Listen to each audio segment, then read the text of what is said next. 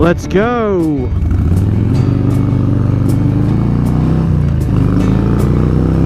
Oh baby.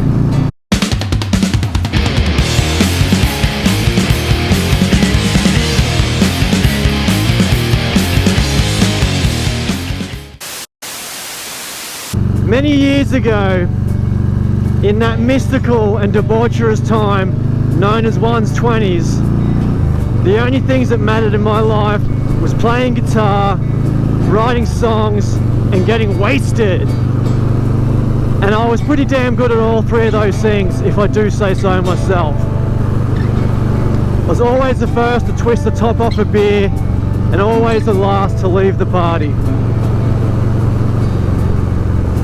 And there were a lot of parties, a lot of great music, a lot of amazing times, and a hell of a lot of dodgy decisions, let me tell you. Me and my mates, we were all a little bit twisted. We all loved rock and roll, metal, mayhem, and we never quite knew when to say enough was enough. We were basically screaming into the void, staring into that abyss, a hair's breadth away from choking on our own vomit in the gutter outside our favourite dive bar at 7 AM on a Monday morning.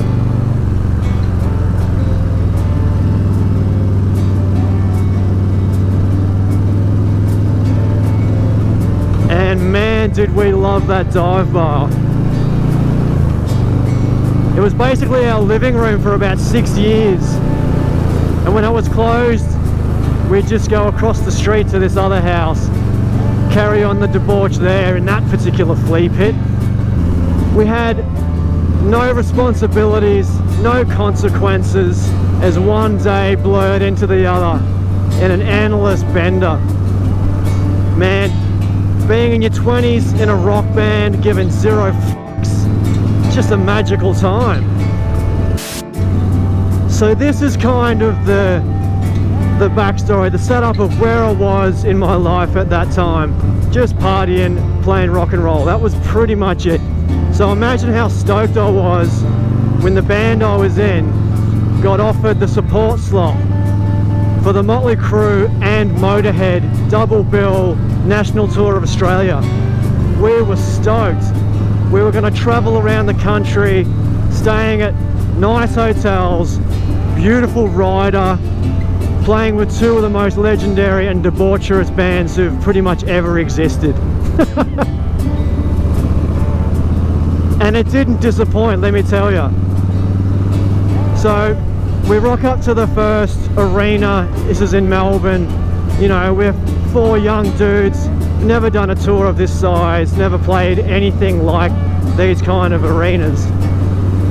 And we get in the backstage area and it's just huge, and there's, you know, beautiful catering, and we get shown to our little area, you know, our little backstage area. Obviously it was tiny compared to like the sprawling metropolis that was the Motley Crue backstage area.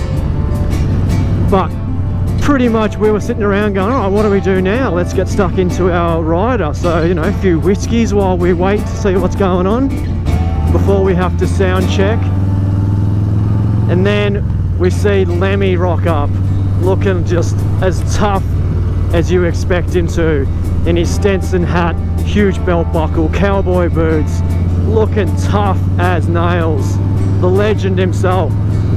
And then in comes Vince Neil, Nicky Six, Tommy Lee, Mick Mars, looking like Tales from the Crypt. The poor guy, like, he's got a degenerative bone disease that kind of makes it hard for him to get around. He looked pretty messed up.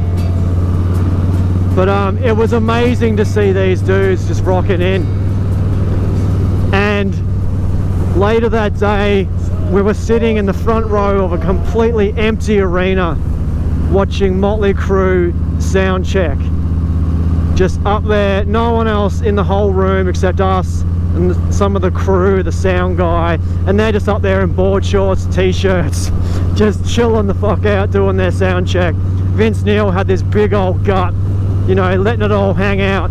And it was funny when showtime came to see the roadies stuffing Vince Neil into his corset so he could just suck all that beer gut goodness into a nice slim package for the girls later that night.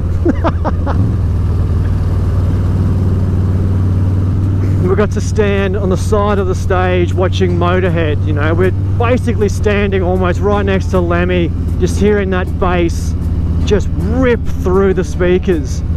Just so loud and so amazing.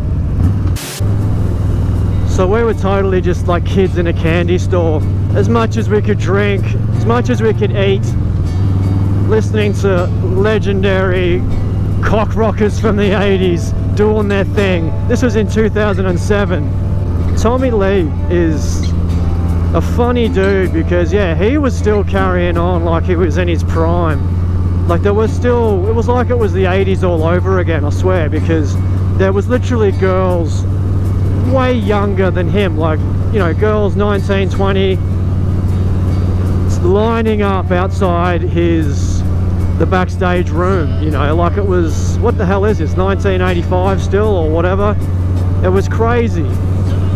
And I gotta say, Lemmy was just such a gent, such a legend, really generous with his time and having a chat. You know, we got to hang out quite a bit.